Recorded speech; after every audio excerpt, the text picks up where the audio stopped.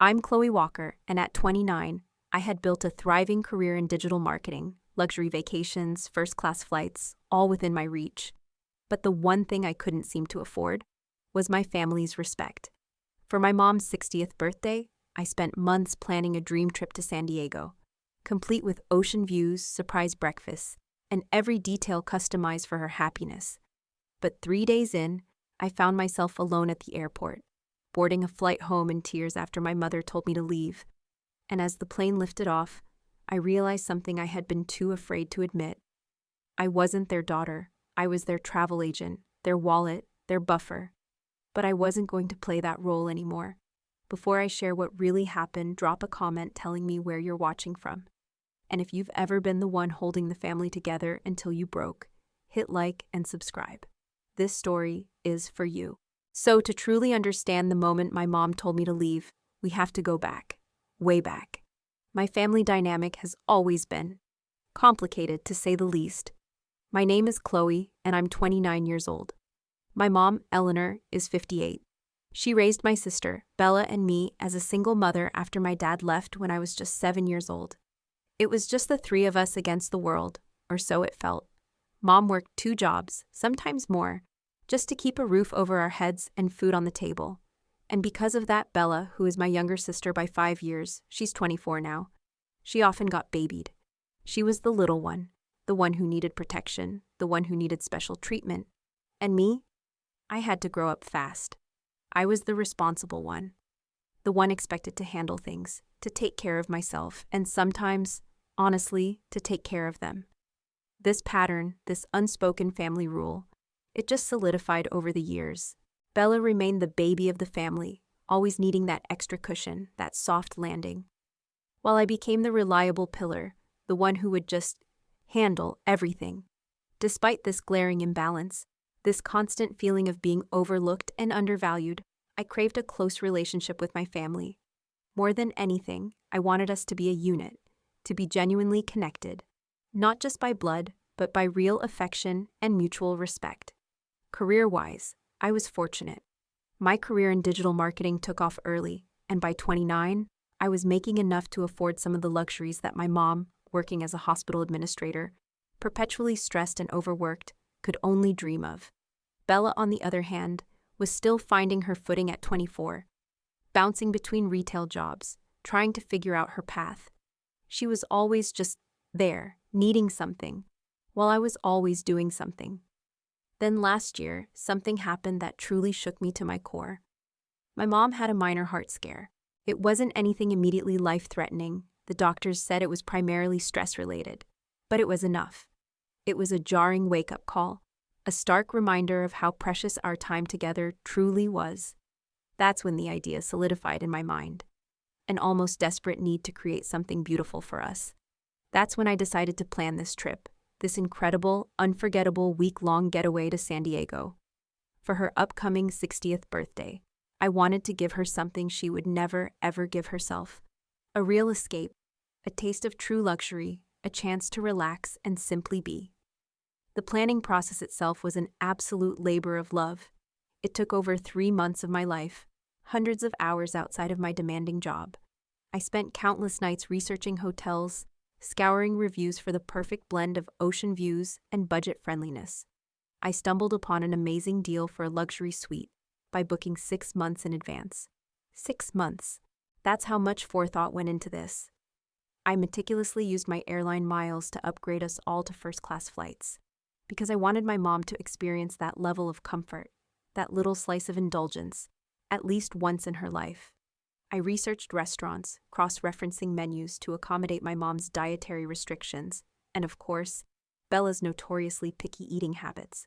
I created color-coded itineraries. Yes, I'm that kind of planner. Complete with backup plans for potential rainy days, because I wanted to be prepared for everything. Most importantly, I saved. I really saved. I squirreled away nearly $7,000 from my own personal accounts to cover the majority of expenses for this trip. My mom contributed what she could, about $1,500, which I appreciated. And Bella, she promised to handle some meals though. To be completely honest with you, I knew better than to count on that. It was just a pattern, a quiet understanding between us that I was the one who would always shoulder the financial burden. Looking back now, the warning signs were there. Almost immediately after I announced the trip, I told them excitedly, expecting joy, maybe even tears of gratitude. Instead, Bella started. She complained about the early morning flight, even though it was the only one I could get with the first-class upgrades. "Why can't we leave in the afternoon? I hate waking up early," she whined, like a child denied a toy. I patiently explained that afternoon flights would cost an additional $300 per person, money we simply didn't have in the budget.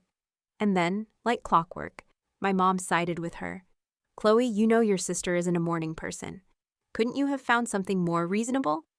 I swallowed my frustration, a bitter pill, and explained the budget constraints again. This was the first of many moments where I felt my efforts, my sheer dedication, going utterly unappreciated. But I pushed the feeling aside. This trip isn't about me, I reminded myself, forcing a smile. It's about giving Mom a special birthday celebration.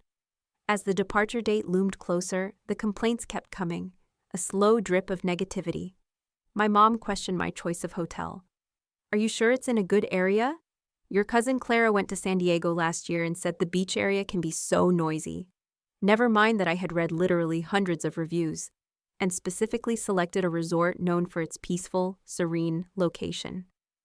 Bella, bless her heart, texted me almost daily with suggestions that would completely dismantle my carefully researched plans. "We should do a party boat instead of the sunset cruise," she'd text. Or, "I found this club that's supposed to be amazing. Can we skip the dinner reservation that night?" Each time, I patiently explained my reasoning, tried to accommodate where possible, and reminded myself again, this is about making Mom happy. I modified the itinerary multiple times, even losing deposits on some bookings, just to keep the peace, just to avoid any further conflict before we even left. The night before our departure, I couldn't sleep a wink. I was excited, yes, a flutter of anticipation in my stomach, but also incredibly anxious.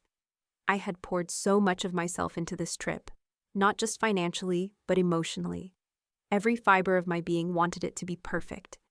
I wanted my mom to feel special and loved, truly seen. I wanted us, the three of us, to create memories together that would last a lifetime. I honestly, truly, never imagined that 3 days later, I'd be boarding a plane home alone, fighting back tears, and wondering where it all went so terribly, horribly wrong. Our flight landed in San Diego at 11:30 a.m. on a perfect, sun-drenched day. The palm trees swayed gently in the warm breeze as our taxi pulled up to the hotel entrance.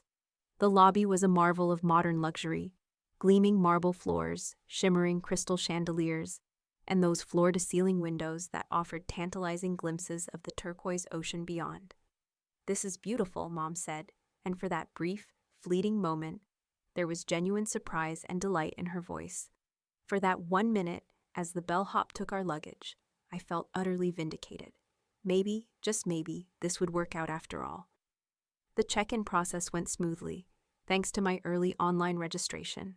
When we finally entered our suite, even Bella seemed impressed by the spacious rooms and the private balcony overlooking the vast ocean. But the peace was short-lived. "Which bedroom is mine?" she immediately asked, her voice tinged with an impatient demand. I had carefully planned to give Mom the master bedroom, the one with the ensuite bathroom and the breathtaking ocean view. Bella and I were supposed to take the smaller rooms. "Mom gets the master, of course," I explained, stating the obvious. "But I wanted the ocean view," Bella pouted, her lower lip jutting out. Rather than argue, rather than face another immediate conflict, I simply gave up. I relinquished my room, the one with the partial ocean view I had initially claimed for myself, and took the smallest room, the one facing the city, with a view of, well, other buildings. It seemed like a small sacrifice for peace, a tiny concession to ensure the harmony of the trip. We had lunch reservations at a waterfront restaurant, one I'd carefully selected for its incredible seafood options that my mom absolutely loved. The meal started pleasantly enough. Mom was actually taking photos of the stunning view and her colorful cocktail, a rare sight. But halfway through the appetizers, Bella started, as she always did. "This ceviche is too limey," she said, pushing her plate away with a dramatic sigh. "And why is it so hot out here? Couldn't we have eaten inside?" I had specifically requested outdoor seating for that gorgeous view, a detail highlighted in all the reviews. We can ask to move inside, I offered, already signaling the waiter, trying to be accommodating. My mom shook her head, a tired resignation in her eyes. No, it's fine. Let's not make a scene. We'll just eat quickly and go. The meal, which I had so eagerly anticipated as a perfect relaxing start to our vacation, was rushed and tense. Bella barely touched her food, and Mom kept checking her watch, an anxious habit. Back at the hotel, I suggested we change and head to the beach for a few hours before dinner, thinking a little sun and sand would lift everyone's spirits. I'm actually really tired from the flight, Mom said, her voice already fading. I think I'll take a nap. Me too, Bella chimed in, almost too quickly, as if rehearsed. Plus, I need to fix my nails, the polish chipped in my suitcase. I tried to hide my disappointment, a familiar ache in my chest. That's fine, I said, trying to sound breezy. I made dinner reservations for 7:30 at that Cuban place I told you about. It gets booked up quickly, so we should leave by 7. They both nodded vaguely, already disappearing into their rooms, leaving me alone in the spacious, now silent living area of our suite. Left alone, I decided to explore the hotel and the beach by myself. The beach was everything I'd hoped for. Pristine white sand, sparkling clear blue water. I walked along the shore, letting the gentle waves wash over my feet, trying desperately to recapture my initial excitement for the trip. Things will improve, I told myself, clutching onto that fragile hope. Once everyone had rested, once they settled in, everything would be better. The next morning, I woke early, before the sun had fully climbed above the horizon. Determined to make the day special, I went down to the pool area to reserve a premium cabana. The hotel staff had told me they normally got claimed by 8 a.m., so I was there at 7 a.m., ensuring we'd have shade and comfort for our beach day. I ordered a fruit platter and coffee to be delivered at 10 a.m., assuming everyone would be up by then and ready to embrace the day. When I returned to the room at 9:30 a.m., I found Mom and Bella still in their pajamas, scrolling through their phones, oblivious to the bright day outside. Good morning, I chirped, trying to inject some enthusiasm into the room. I've got us a great cabana for today. Breakfast will be delivered there at 10 h. Mom looked up with a frown, her forehead creased. Oh, I don't know if I want to sit at the beach all day. It's supposed to be very hot today. Plus, those cabanas are always right next to screaming kids, Bella added, without looking up from her phone. Actually, I got us one in the adults-only section, I explained, my voice a little too eager, trying to counter their immediate negativity. And it has misters to keep cool. I thought we could relax there until lunch, then maybe do the Art Deco walking tour I mentioned. Mom and Bella exchanged a look I couldn't quite interpret, a silent communication that immediately put me on edge. I was thinking we might go shopping instead, Bella said, finally putting her phone down. I saw there's a mall nearby. But the walking tour, I began, thinking of the non-refundable tickets I'd purchased months ago, the money already spent. Chloe, it's a vacation, Mom interrupted, her voice gentle but firm. We don't need to stick to a strict schedule. If Bella wants to go shopping, we can do your tour another day. I swallowed my objection, a lump forming in my throat, already calculating the $75 per person I'd lose on the tour tickets. Sure, I forced out, trying to sound cheerful. Shopping could be fun too. We ended up at the cabana 2 hours later than planned. The breakfast I'd ordered had been sitting out, the coffee cold. Neither Mom nor Bella seemed to notice or care about the wasted food and money. It was just another detail I'd handled, another expense absorbed. That evening, we had dinner reservations at an upscale restaurant I'd booked weeks in advance, a place that required a credit card hold that would charge $50 per person for cancellations.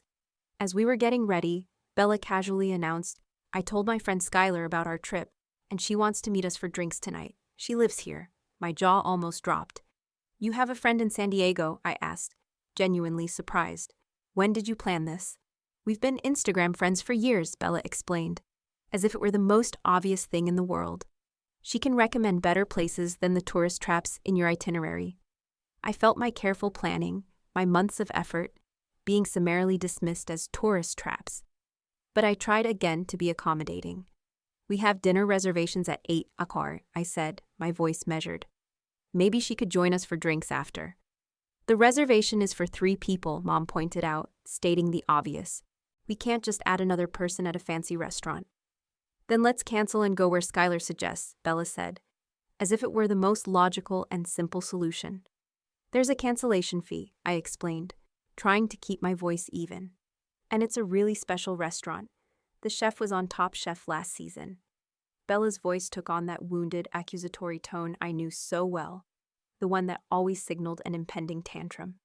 So you care more about a reservation than meeting my friend. Later that night, back in our hotel room, I overheard Mom and Bella talking in the living area of our suite, while I was in my bedroom, trying to wind down. Chloe is being so controlling, Bella was saying, her voice a low whine. It's like we're on her business trip, with a minute-by-minute agenda. She means well, Mom replied, but her tone was tired, not defensive. But yes, it would be nice to just relax without checking what's next on the schedule. I pressed my pillow against my face, trying to muffle any sound as tears welled up in my eyes.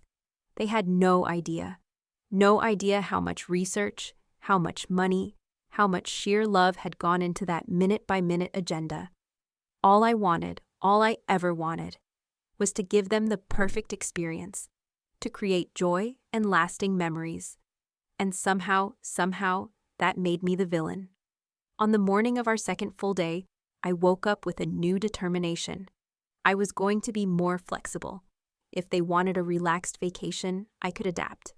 I put on my brightest smile, a mask over my weary heart, and suggested we have breakfast at the hotel's buffet.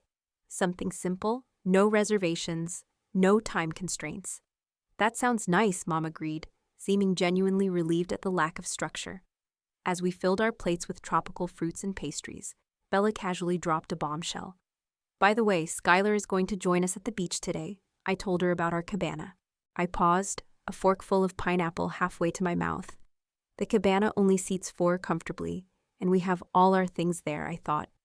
A wave of panic rising. So we can make room, Bella said, adding another sugar to her coffee, completely oblivious to my internal turmoil.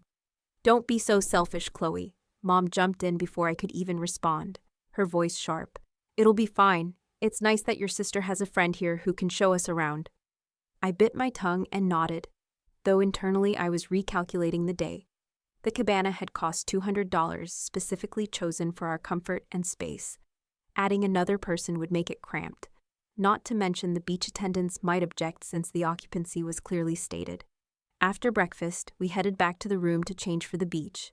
The plan was to spend the morning relaxing by the ocean, then take a chartered boat tour I'd booked for 2 p.m. This wasn't just any boat tour. It was a special experience that included dolphin watching and snorkeling at a nearby reef. It had been the most expensive activity I'd booked, at $150 per person, and it was non-refundable. What time do we need to be back from the beach? Mom asked as she applied sunscreen. The boat tour is at 2, so we should leave the beach by 1 to have time to change and get to the marina, I explained, trying to keep things on schedule. Bella rolled her eyes. That doesn't give us much time at the beach. Can't we reschedule the boat thing?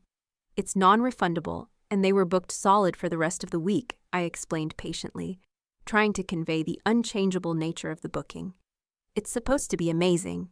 The reviews say they almost always see dolphins, and the reef has beautiful fish. Fine, Bella sighed dramatically, as if I'd suggested we spend the afternoon getting root canals.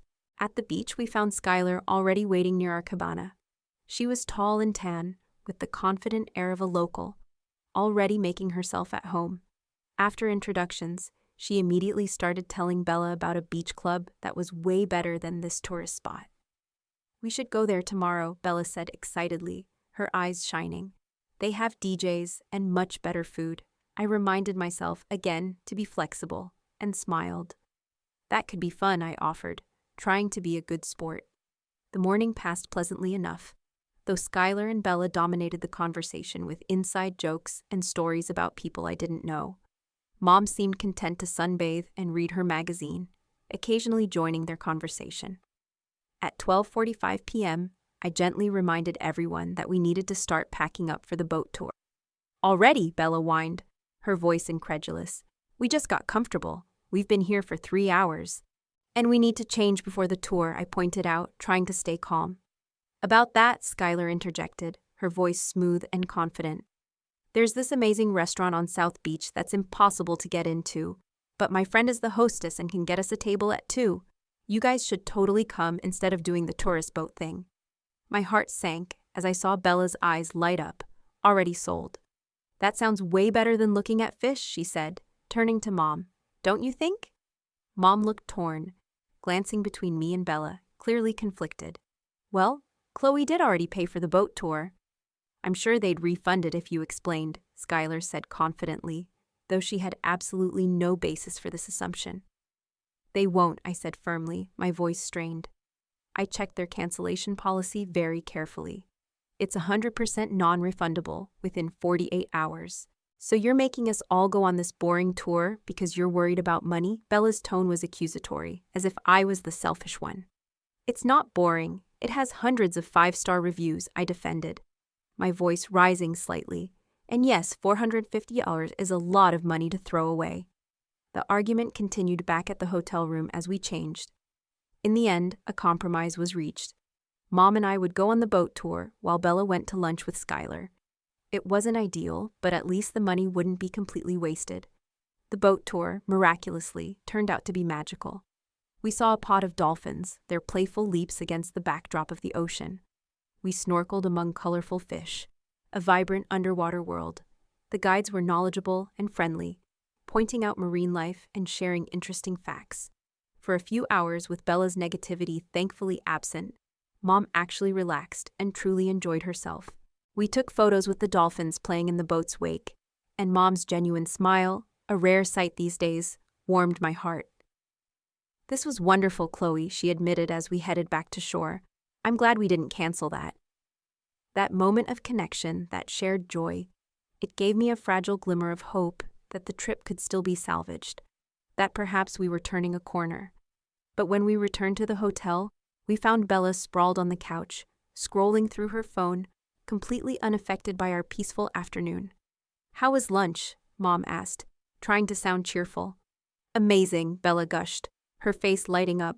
Skylar knows everyone in San Diego. We got free champagne and met this group of models who invited us to a yacht party tomorrow. Tomorrow is the safari park tour, I reminded her, my voice heavy with a sense of impending doom. Another non-refundable booking. Yeah, I'm not doing that, Bella said dismissively. Skylar says those tours are total tourist traps. The yacht party will be much more fun. I felt a headache forming behind my eyes, a dull throb of frustration. Bella, I understand you want to hang out with your friend, but we came here for a family vacation for Mom's birthday, and Mom wants me to have fun, right? Bella looked to our mother for backup, her typical maneuver. Mom sighed, a sound of utter defeat. I don't want to come between you two. Can't we find something we'd all enjoy? Before I could respond, my phone dinged with a credit card alert. My stomach dropped. I opened it to find a charge from the hotel spa for $340. I hadn't visited the spa. My heart pounding, I looked up. Did either of you go to the spa today? I asked, already suspecting the answer, the cold certainty creeping in. Oh yeah, Bella said casually, as if it were nothing. Skylar and I got massages after lunch. I put it on your card since you're handling all the vacation expenses anyway.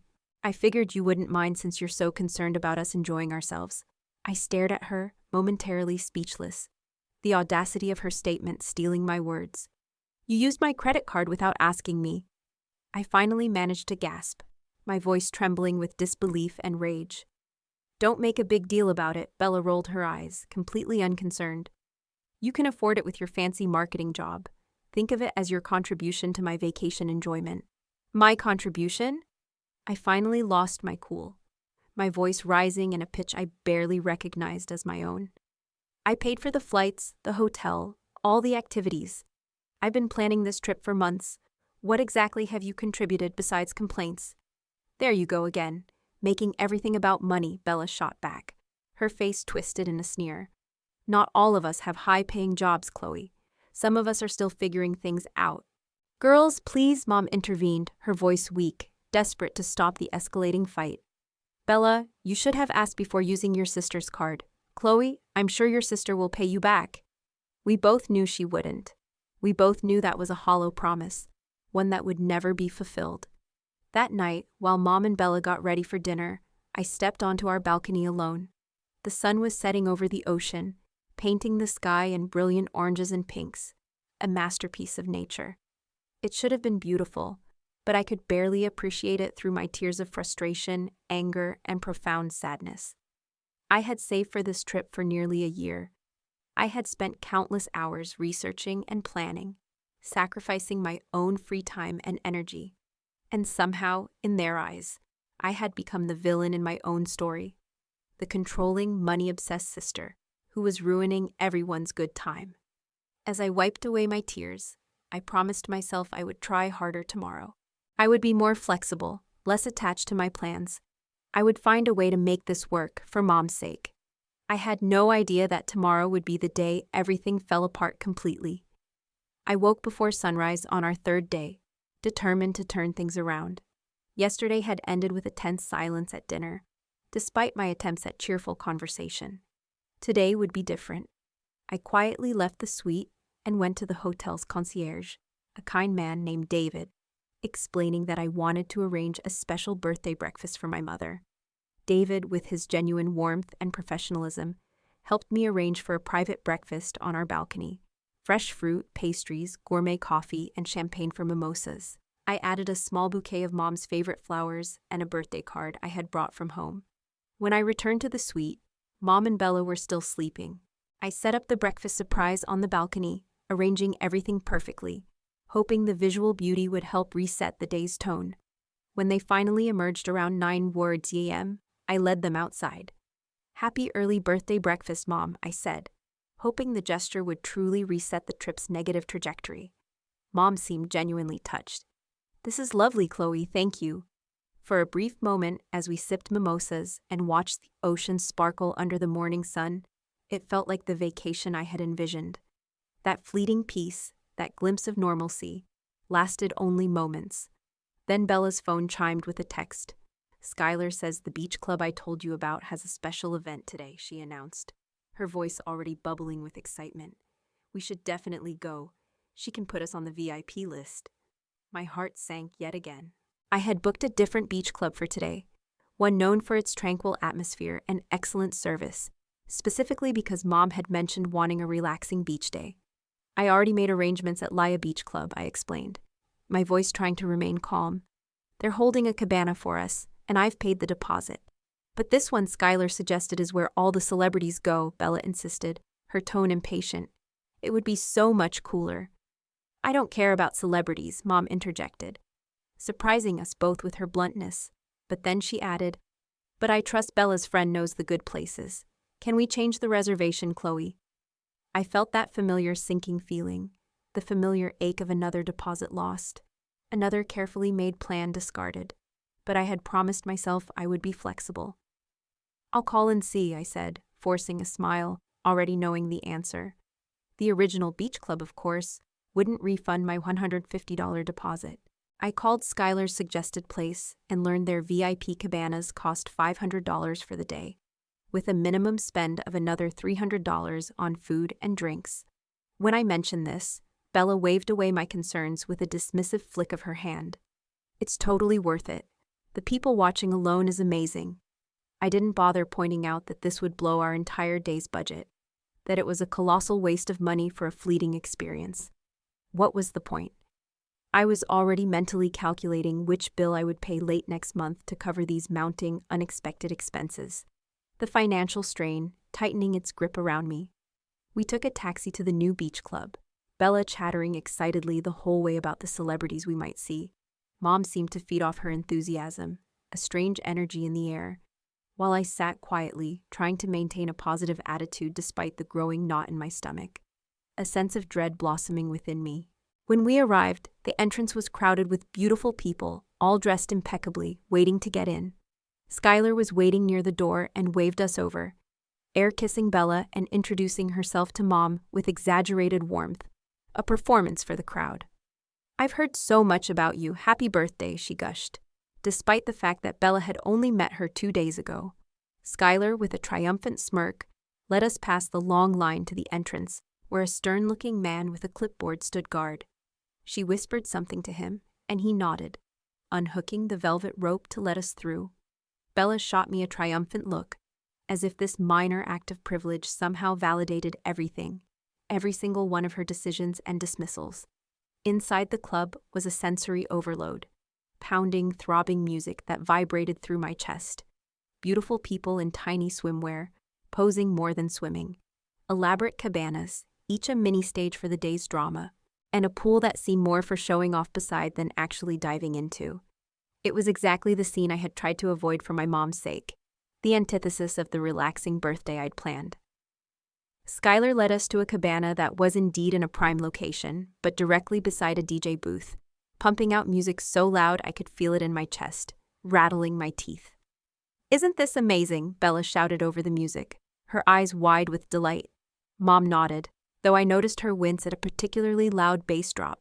She was putting on a brave face, her polite smile fixed. But I knew this environment, this overwhelming, cacophonous scene, was not her preference at all. A waiter appeared with a tablet, his face impassive. "Welcome to Azure. Minimum spend for this cabana is $300. Would you like to start a tab?" I handed over my credit card, resigned to the expense, feeling the financial pressure building. "Can we possibly move to a cabana further from the speakers?" I asked, trying to be polite, trying to salvage some semblance of peace. "It's my mom's birthday, and we'd like to be able to talk." The waiter looked at me like I'd asked to turn the ocean purple, his expression blank with disdain. "These are our premium locations," he said, his voice flat.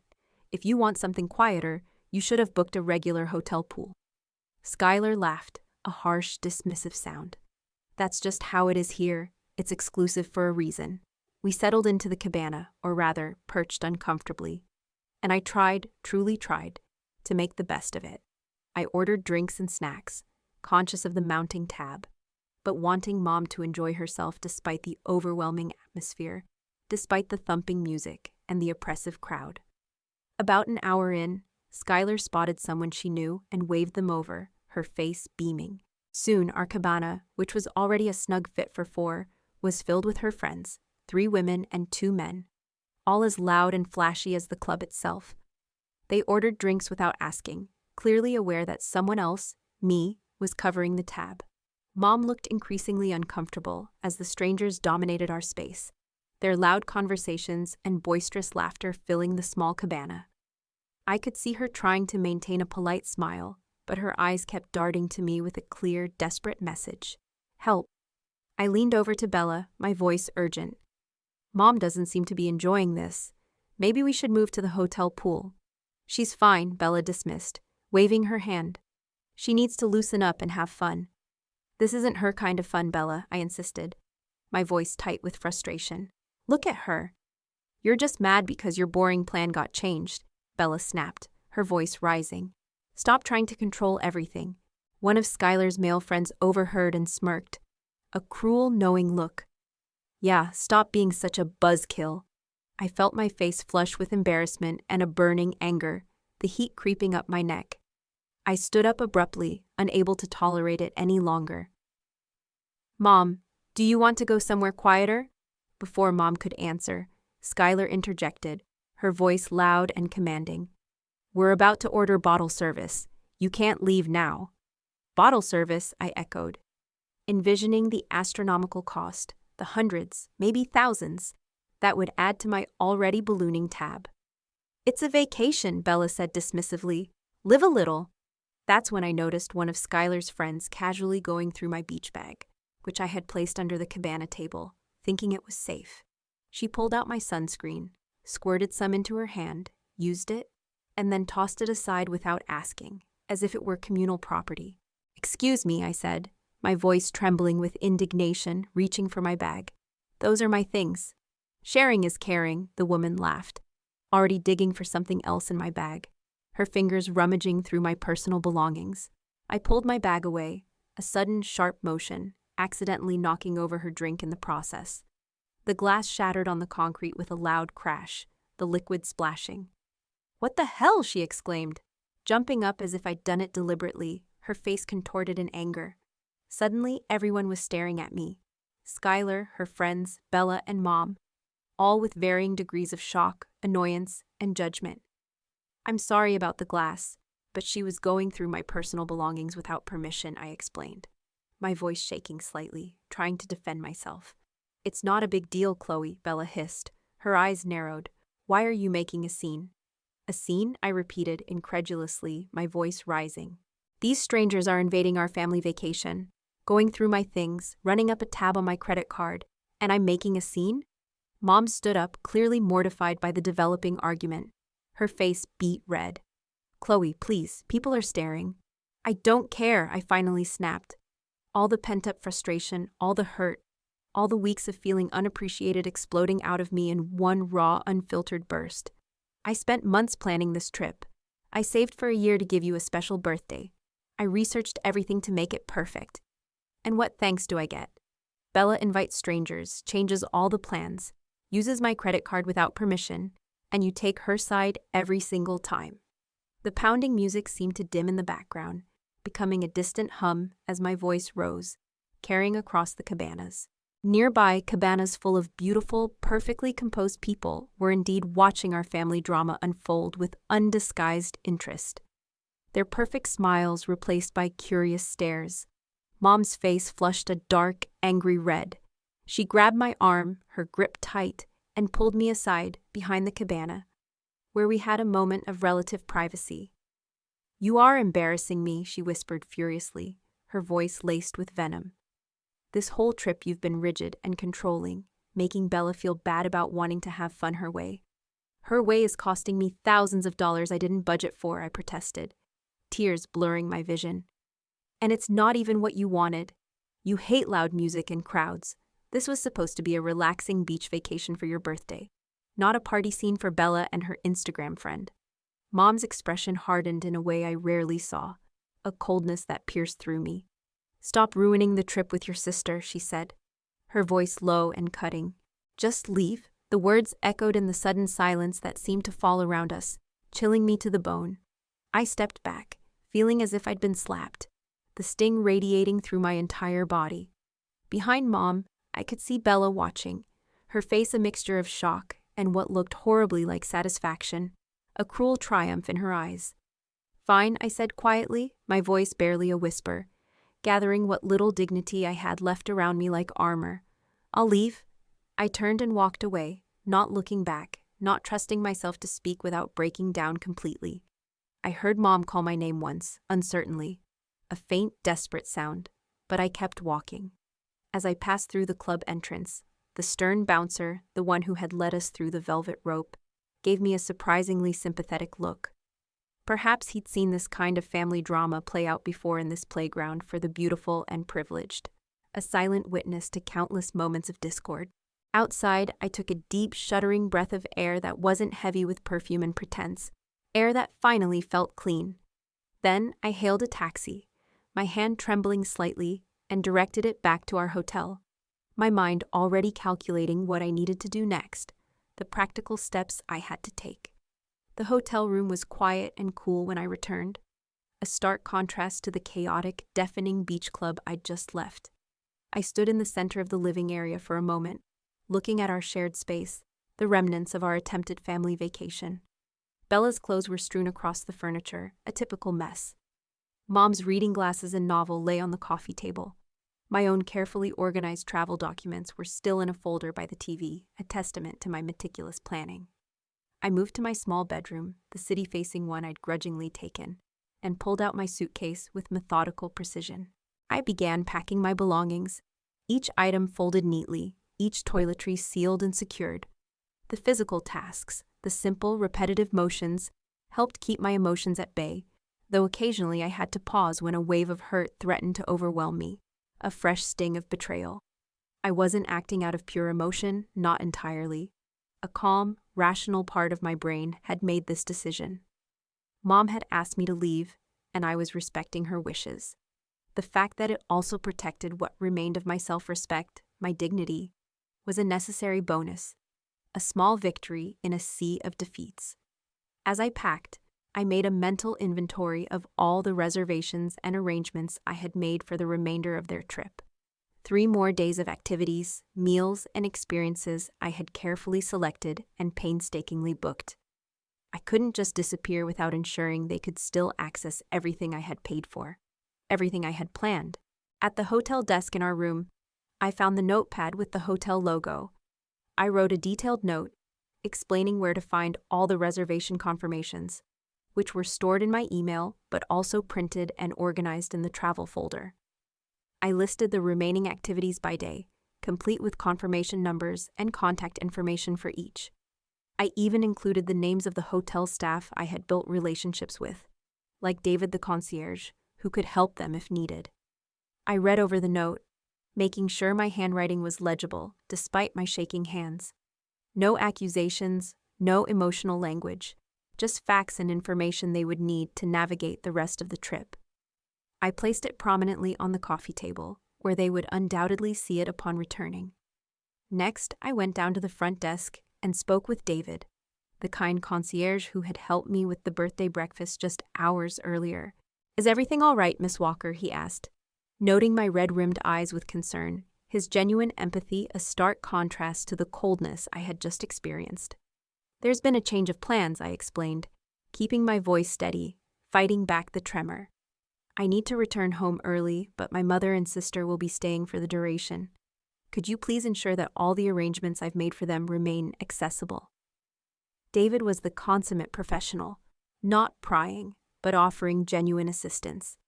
He updated the room information so that Mom could charge expenses to the room without my presence, confirmed that all my prepaid reservations would be honored, and even arranged for a birthday amenity to be delivered to the room on Mom's actual birthday 2 days hence. "And could you recommend a good flight booking service?" I asked, my voice still steady. "I need to arrange a return flight as soon as possible." David directed me to the business center, where I was able to book a flight leaving that very evening. It cost far more than I had budgeted for. Another painful financial hit on top of everything else, but I couldn't stay another night. Not after what had happened, not after being told to leave. Back in the room, I checked my bank app and, with a heavy heart, transferred the remaining spending money I had budgeted for the trip to Mom's account. She wouldn't be left stranded financially, even though my own account was now dangerously low, practically depleted. I took one last lingering look around the luxury suite that was supposed to have been the setting for our perfect family reunion. From the balcony, I could see the ocean stretching to the horizon, beautiful and indifferent to human dramas. To my pain, I allowed myself exactly 1 minute to stand there, feeling the gentle breeze on my face and acknowledging what I was losing by leaving, the dream I was letting go of. Then I closed the balcony door, picked up my suitcase, and left. In the lobby, the same cheerful bellhop who had greeted us so enthusiastically 2 days ago helped me get a taxi to the airport. As we pulled away from the hotel, I finally turned my phone back on, a small defiant act, and sent a single text to Mom. "As requested, I'm leaving. All reservations are still valid. Enjoy the rest of your trip." Then I turned off notifications and stared out the window as San Diego's glittering coastline slipped past, fading into the distance. The Uber driver, sensing my mood, mercifully didn't attempt conversation. At the airport, everything passed in a blur: security, the overpriced sandwich I couldn't taste, the waiting area full of families and couples embarking on or returning from their own vacations. I wondered how many of them were having the perfect trips I had imagined for us, how many of them were experiencing the joy I had so desperately sought. When I finally boarded the plane and settled into my economy seat, a far cry from the first-class experience I had so carefully arranged for our arrival, exhaustion hit me all at once, physical and emotional. As the plane took off, lifting away from the city where I had left my family and thousands of dollars worth of prepaid experiences, I finally allowed the tears to come, hot and heavy, streaming down my face. The middle-aged woman in the seat beside me pretended not to notice, a small kindness, offering me a tissue without comment. Small kindnesses from strangers sometimes hurt the most, because they highlighted the lack of kindness from those who were supposed to be closest. By the time we reached cruising altitude, I had cried myself into a state of numb emptiness. I declined the flight attendant's offer of a drink and closed my eyes, not expecting sleep, but needing to shut out the world for a while, to simply exist in the quiet darkness. Somewhere over the darkened landscape of America, as the plane hummed its steady rhythm, It occurred to me that this was the first decision I had made in months that wasn't calculated to please my mother or accommodate my sister. It had been purely for my own well-being, a desperate act of self-preservation. The realization didn't make me feel better exactly, not yet, but it felt significant nonetheless, a monumental shift in my personal landscape. My apartment felt smaller and emptier than I remembered when I unlocked the door just after midnight. Everything was exactly as I had left it 4 days ago, yet it felt like returning to a different life entirely, a life I barely recognized. I dropped my suitcase in the entryway and moved through the dark rooms without turning on any lights, a ghost in my own home. In my bedroom, I didn't bother unpacking or even changing clothes. I simply fell onto my bed, fully dressed, and finally surrendered to the emotional and physical exhaustion that had been clinging to me for days. When I woke the next morning, disoriented and still wearing yesterday's clothes, the reality of what had happened hit me anew, a fresh wave of pain. I was supposed to be in San Diego with my family for 3 more days, enjoying the sunny beaches and vibrant city. Instead, I was alone in my silent apartment, having walked away from thousands of dollars in non-refundable reservations, and more painfully, from the dream of what that trip was supposed to have been. The perfect family vacation that had shattered into a million pieces. I checked my phone. It was just after 10 a.m., and I had 17 missed calls, 12 from Mom, 5 from Bella, and numerous text messages. I wasn't ready to read or listen to any of them, not yet. I silenced my phone again and set it aside, needing more space, more time to breathe. The quiet of my apartment, usually a comfort after busy workdays, now felt oppressive, suffocating.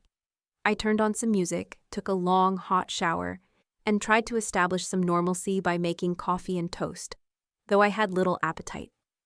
As the day progressed, I found myself moving between moments of clarity and confidence in my decision and waves of doubt and guilt. Had I overreacted? Should I have stayed and tried harder to make things work? Was I being petty about money when family was what really mattered?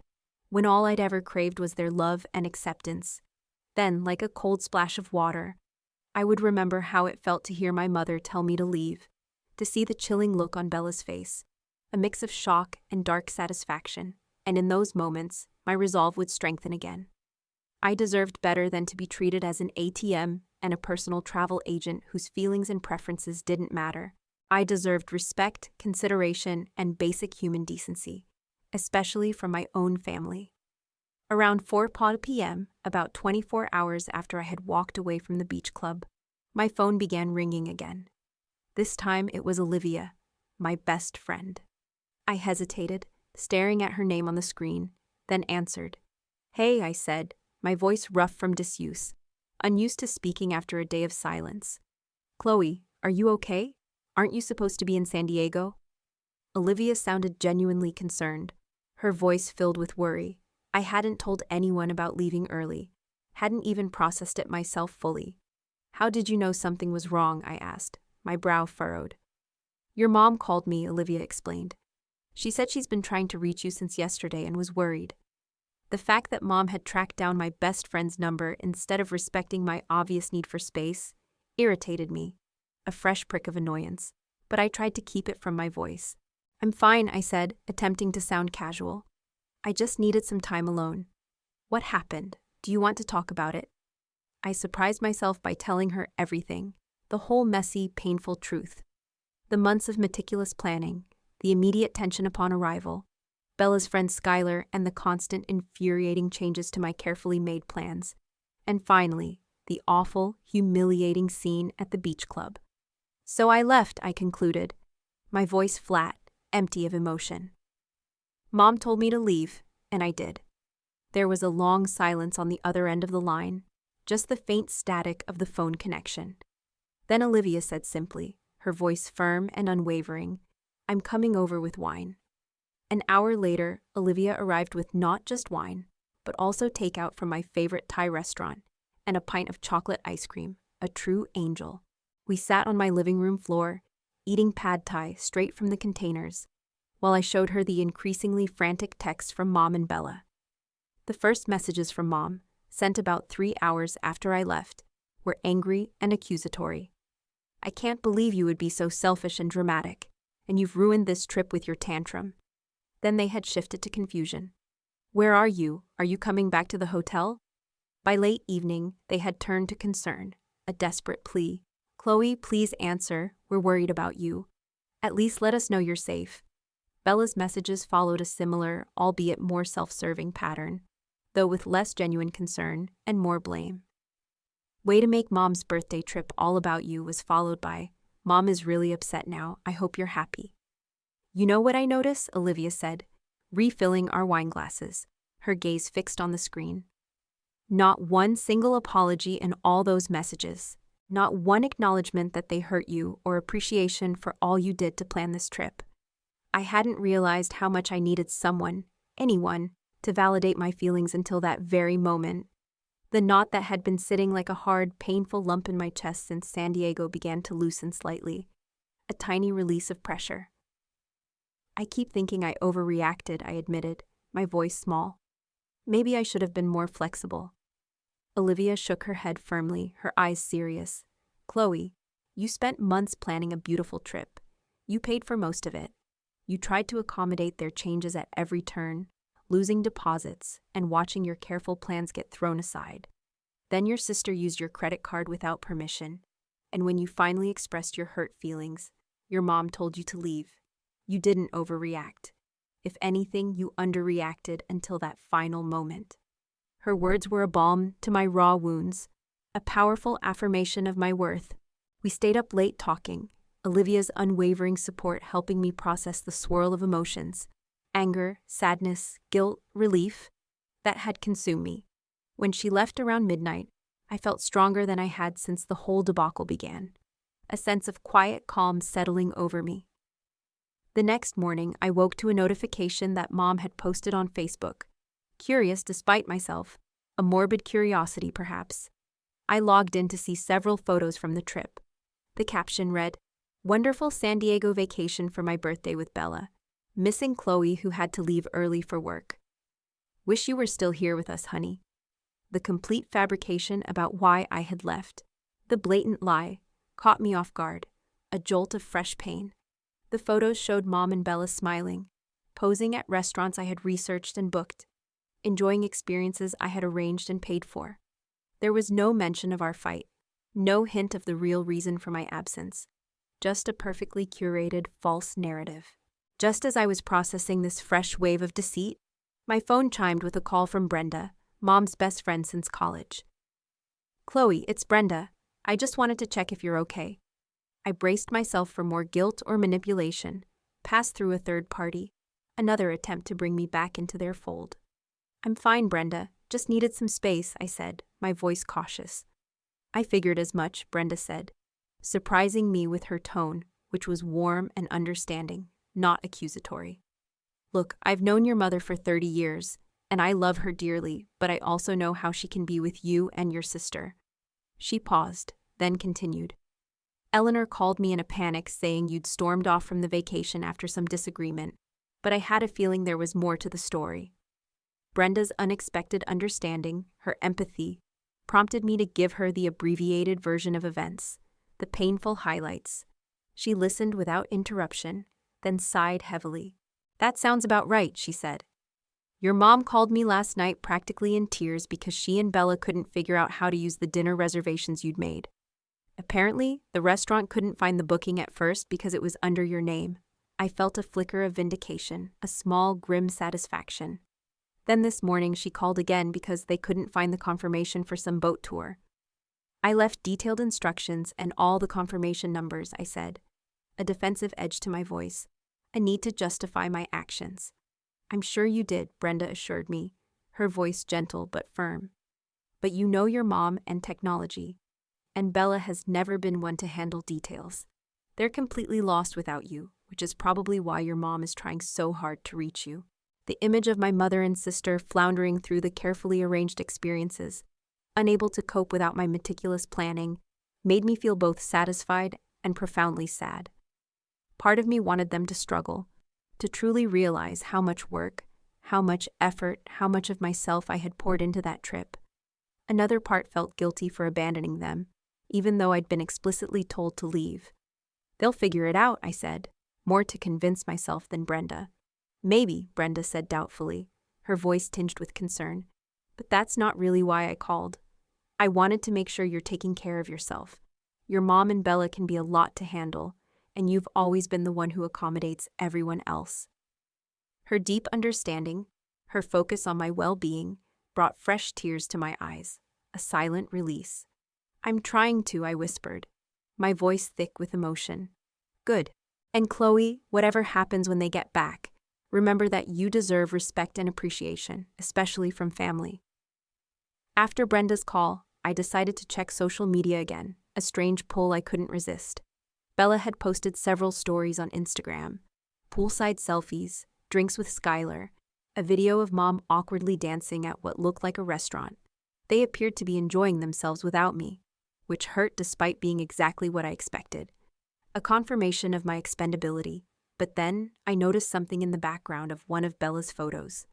Mom was sitting at a beach bar, staring off into the distance, with an expression of such profound sadness that it stopped me cold, freezing me in place. It wasn't the face of someone having a wonderful time, not at all. That evening, 5 days after I had left San Diego, I was making dinner, the mundane task a comfort in my quiet apartment, when my doorbell rang.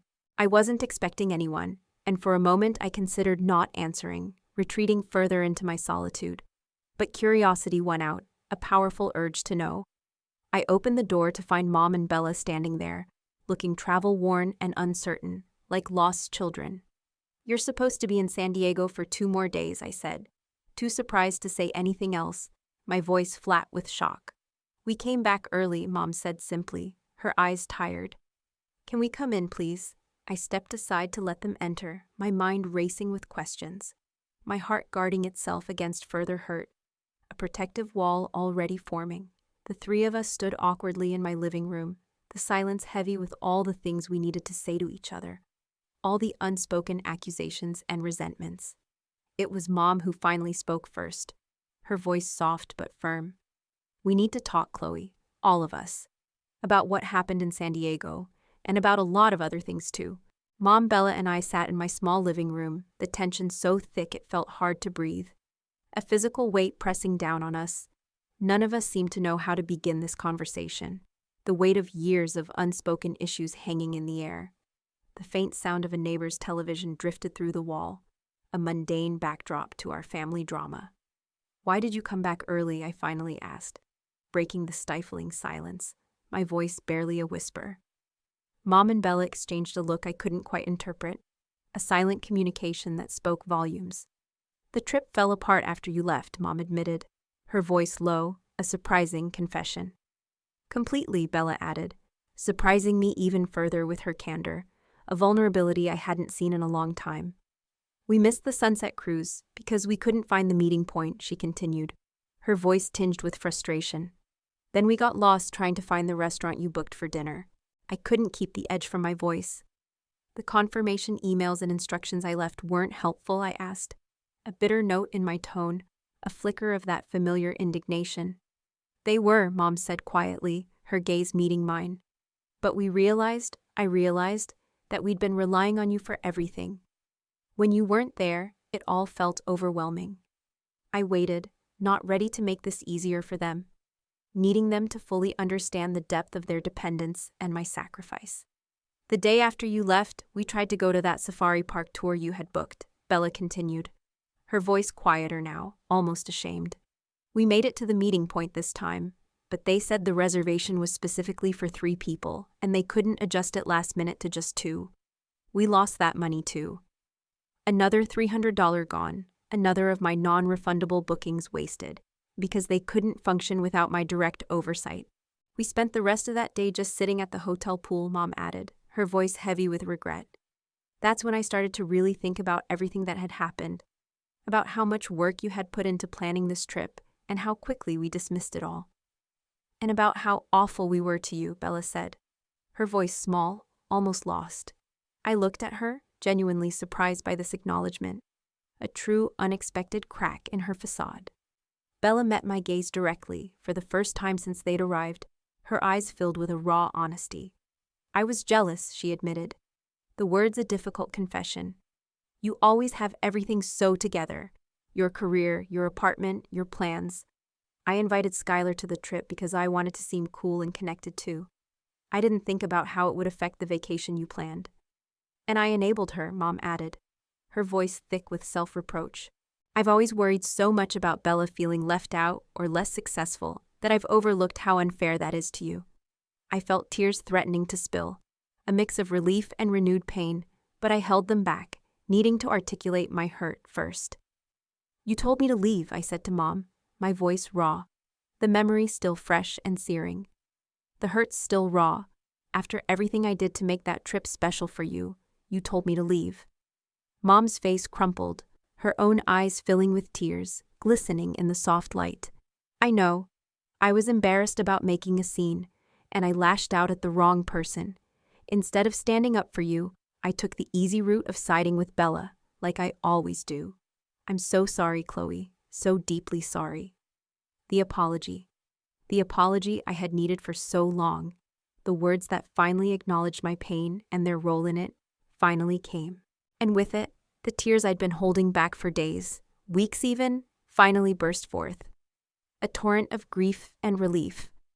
Do you know how much that hurt? I managed to choke out between sobs. To be dismissed like that after all the time and money and love I put into that trip. We don't deserve your forgiveness, Mom said, her voice trembling, her own tears now flowing freely. But we're here to ask for it anyway. Bella nodded, looking more humbled and genuinely remorseful than I'd ever seen her, her usual defiance replaced by a quiet sincerity. And to tell you that we're going to try to do better, starting with paying you back for the trip. I don't care about the money, I said automatically, the words a reflex, though a part of me definitely did. That part that had felt financially exploited. We know, Mom said, her voice firm. But it's about respect and accountability. We're going to pay you back, and we're going to work on the deeper issues too. We talked for hours that night, peeling back layers of family dynamics that had been forming since childhood, unraveling the tangled threads of our relationships. Mom admitted that she had always expected more from me because I seemed more capable, more resilient, while protecting Bella from consequences because she seemed more fragile, more susceptible to failure. Bella acknowledged that she had, consciously or unconsciously, exploited this dynamic, playing the baby of the family when it suited her, leaning into the role to avoid responsibility. And I, for my part, shared how this had made me feel unappreciated, taken for granted, and often incredibly lonely in my role as the responsible one, the one who always had to be strong. It wasn't an easy conversation, not by a long shot. There were more tears, some raised voices as old hurts resurfaced, and moments when old defensive patterns threatened to derail us, to send us back to our ingrained behaviors. But something had fundamentally changed. For the first time, truly, genuinely, we were actually listening to each other. We weren't just talking, we were hearing, absorbing, and beginning to understand. You might be thinking, where's the big twist? The legal drama? The fraud? Well, the fraud wasn't a formal criminal investigation, but it was a deep betrayal of trust, a manipulation that ran through the very core of our family dynamic.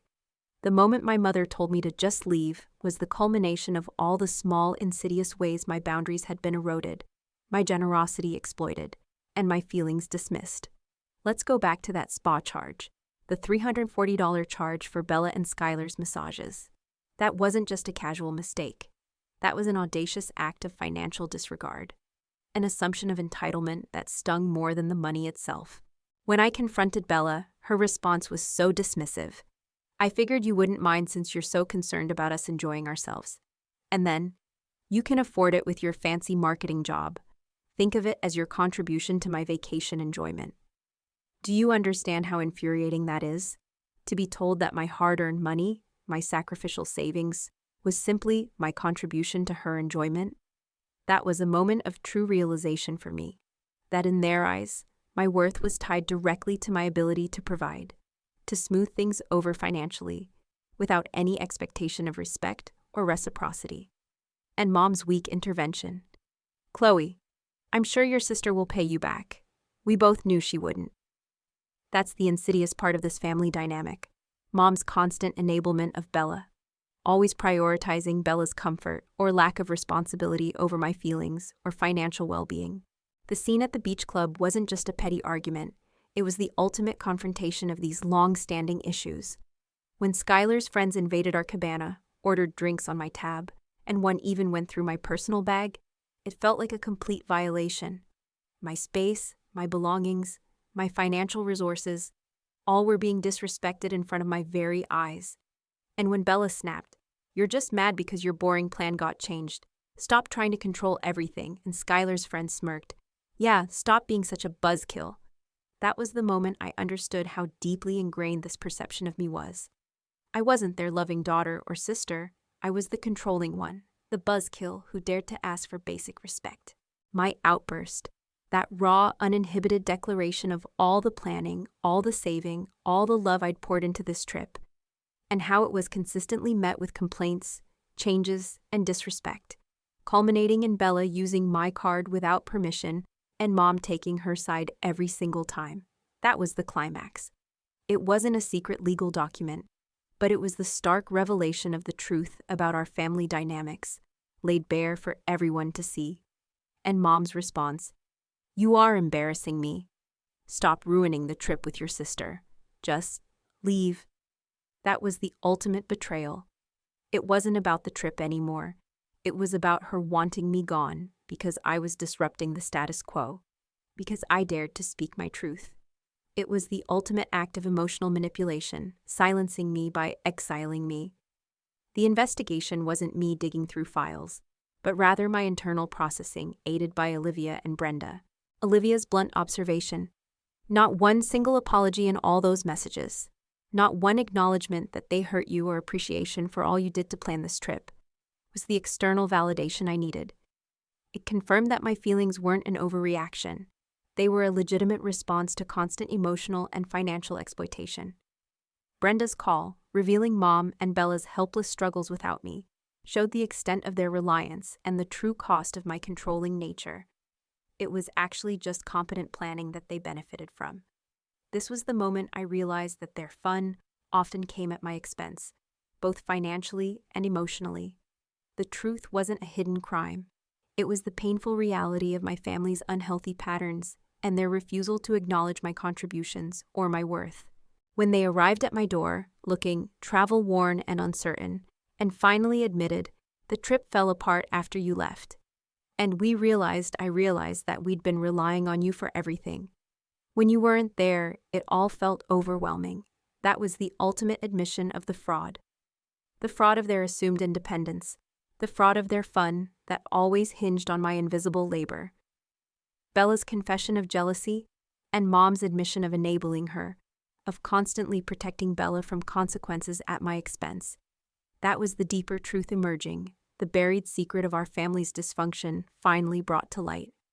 The confrontation was raw, emotional, full of tears and raised voices, but it was real. It was the first time we truly peeled back the layers, acknowledged the pain, and began to address the deeply ingrained issues that had plagued us for decades. This wasn't about a single incident. It was about the culmination of a lifetime of imbalance.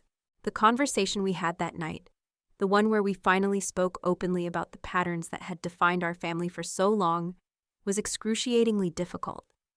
There were tears, moments where old defensive walls threatened to reappear, and the raw honesty was often painful. But for the first time, we were truly listening to each other, not just waiting for our turn to speak. It felt like a breaking point, but also a beginning. 2 weeks later, the three of us had our first session with a family therapist. This was Mom's idea, which genuinely surprised both Bella and me. "We need help to break these patterns," she had said, her voice firm with a newfound conviction. "I don't want to lose either of my daughters because I couldn't figure out how to be fair to both of you." And she meant it. The therapy wasn't easy, not by any stretch of the imagination. It brought up even more painful truths, forced us to examine behaviors we would much rather have left unquestioned, buried deep. But it was also healing in ways I hadn't expected. Slowly, gradually, Mom started treating me and Bella as equals, both in her expectations and her affection. Bella began taking more responsibility for her choices and their consequences. showing a maturity I hadn't seen before. And I, perhaps most importantly, learned that I could state my needs and boundaries without feeling guilty, without feeling like I was being controlling or ruining the fun. I learned that setting boundaries wasn't selfish. It was an act of self-preservation and a prerequisite for healthy relationships. 6 months after the San Diego disaster, Mom suggested we try another family trip. Something small and simple this time, a way to test our new dynamic. We decided on a weekend at a lakeside cabin just a few hours' drive away. This time, the planning was truly collaborative, with clear agreements about costs and responsibilities, everything laid out transparently. And get this, Bella actually handled the food planning and shopping, taking the task seriously in a way she never had before. That weekend wasn't perfect, of course. Old habits occasionally surfaced, little triggers that reminded us of our past. But now, we had tools to recognize and address them. We even had one minor argument about activity plans, just like the old days, but instead of it escalating into a major conflict, a full-blown meltdown, we were able to talk through it respectfully, using the communication skills we'd learned in therapy. On our last evening, sitting on the cabin's porch, watching the sunset paint the sky over the tranquil lake, Mom raised her glass. To Chloe, she said, her voice warm with genuine appreciation, her eyes shining. Who taught us that sometimes walking away is the bravest thing you can do? Thank you for giving us another chance to be the family you deserve. Bella joined the toast, a genuine smile on her face. And to not taking each other for granted anymore, she added, her voice heartfelt. As we clinked glasses, a sense of deep peace, a quiet warmth settled within me. A sense of being truly seen and valued by my family, perhaps for the very first time. The San Diego trip had been a painful breaking point, a moment of profound hurt and disappointment, but incredibly, it had led to necessary growth for all of us. I've learned that sometimes the hardest boundaries to set are with the people we love most, precisely because the emotional stakes are so high. I've learned that real love includes respect and reciprocity, a give and take, not just affection and shared history. And that walking away, when done not as manipulation but as self-preservation, can sometimes be the most powerful catalyst for positive change. It can force those who take you for granted to finally see your worth. If you're watching this and recognizing your own family dynamics in our story, please know that change is possible.